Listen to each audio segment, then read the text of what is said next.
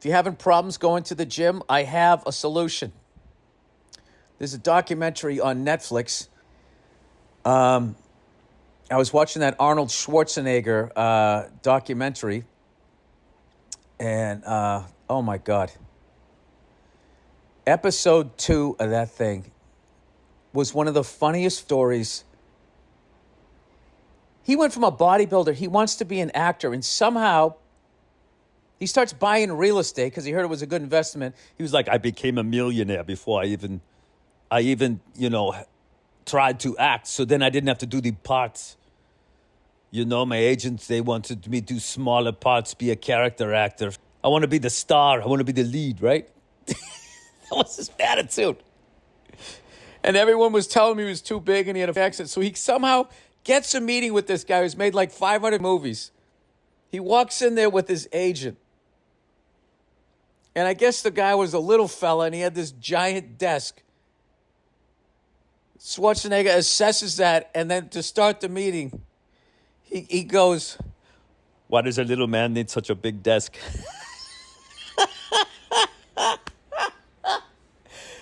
The fucking dude lost his mind. The little guy got all mad, and he starts, yeah, fuck you, I'm not going to use you.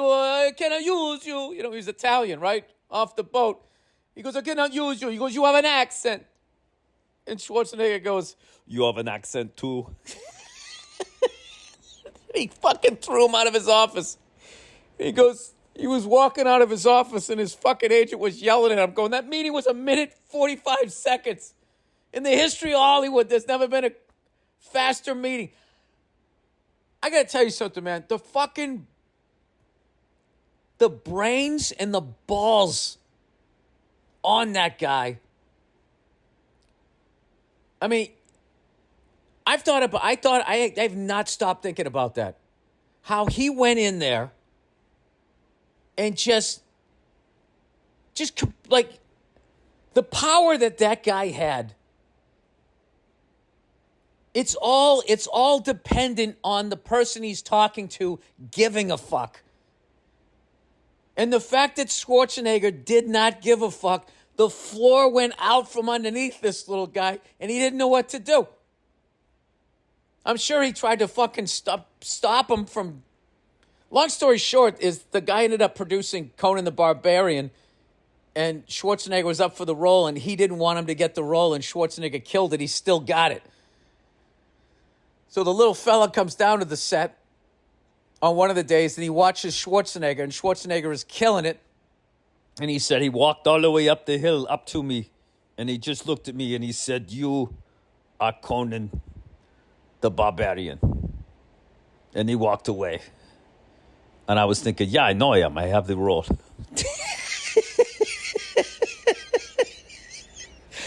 Dude, that fucking ice-cold logic.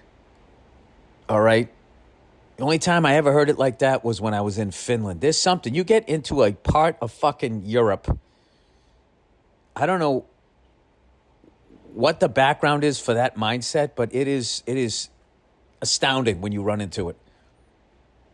Just fucking straight facts or whatever. But just like, it was so inspiring because I've seen a ton of people pretending like they don't give a fuck. But like to believe in yourself to that level, I don't even know what. Then I'm thinking, well, maybe he just went in there and he was so competitive that he was actually like legitimately asking, why does a little guy need such a big desk? Like he was trying to figure him out. Like, what are you doing? With your little socks and shoes over there and your little pants, like, why do you need this big fucking desk?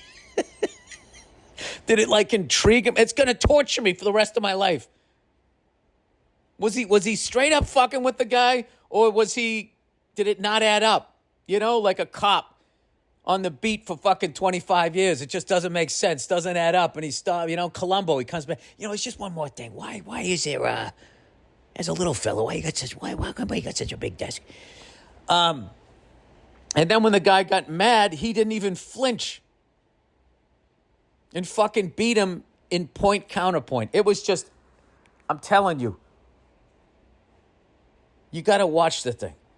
I remember everybody used to make fun of him, too, when he would drive around in the Hummers. None of us knew that he was in the army in Austria and was a tank driver. He used to drive around in a tank with a fucking cigar hanging out of his mouth. I mean, the guy is just like, I don't even know what... It's unreal. You become like, you just watch the fucking thing. After the strike. I'm not allowed to promote any projects. But I'm not in that one.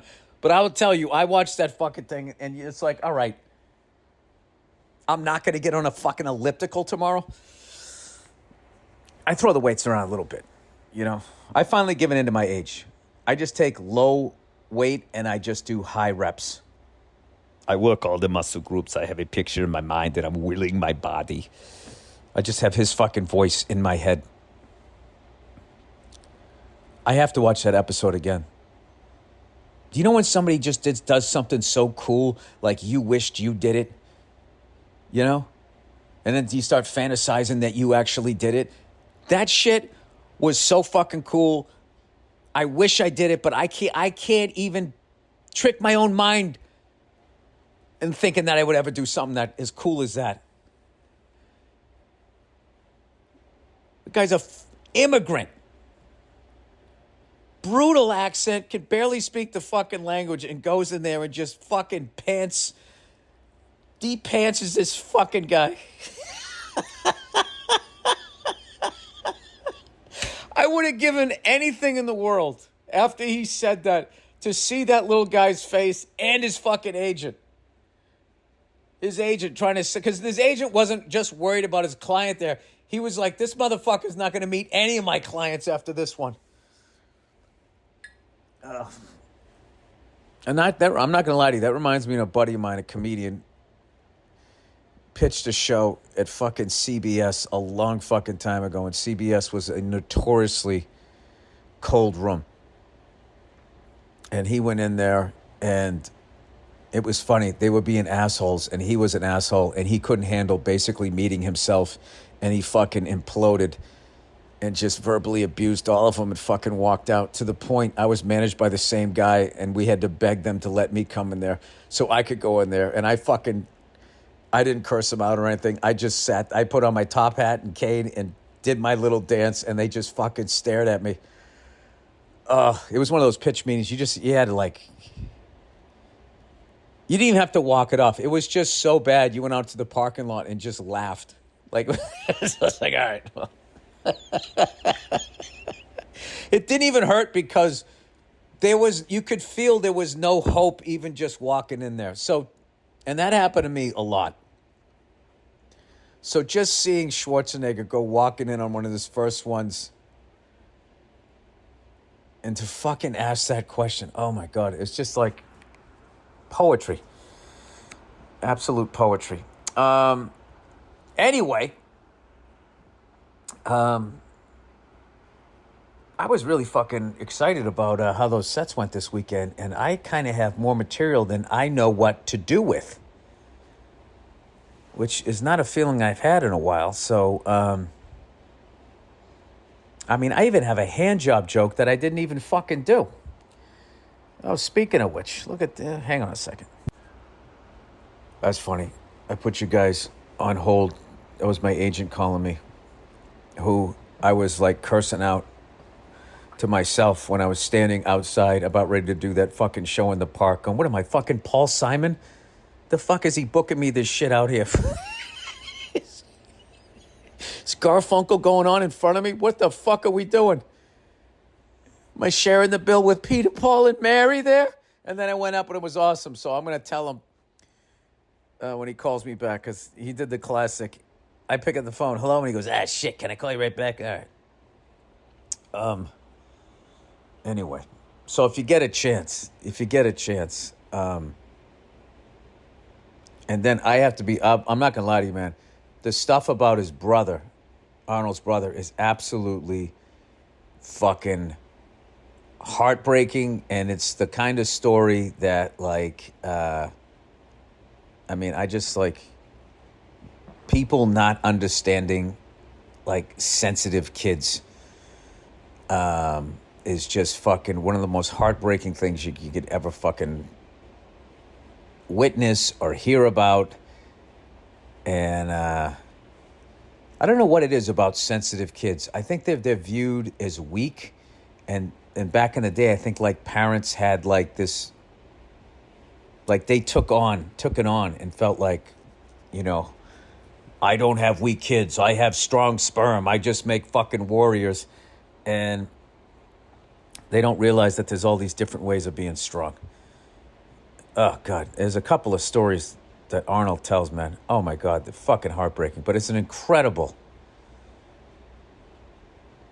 Oh, God. I would kill to listen to any of those tapes. Hey, Arnold, we'll get you some small roles and, do some character actor stuff. That's how we're going to...